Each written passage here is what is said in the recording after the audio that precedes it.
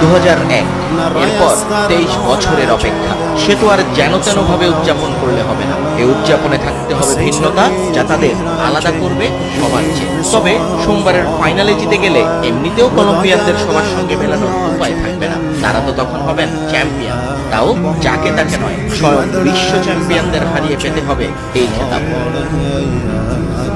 এই আনন্দ উৎসবে কোনো কমতি রাখতে চায় না কলম্বিয়ান সরকার। নিজেদের নাগরিকদের পূর্ণ স্বাধীনতা দিয়ে দিয়েছেন তারা। জাতিসংঘের শান্তি মিশনে নিজে যুক্তরাষ্ট্রে অবস্থান করলেও নাগরিকদের মনের ইচ্ছা বুঝতে দেরি করেননি ট্রাইকালার দেশের প্রেসিডেন্ট গুস্তাভো পেত্রো। এক সংবাদ সম্মেলনে তিনি ফাইনালের দিনটিকে ঘোষণা করেছেন সিভিক হলিডে বা নাগরিক ছুটির দিন হিসেবে।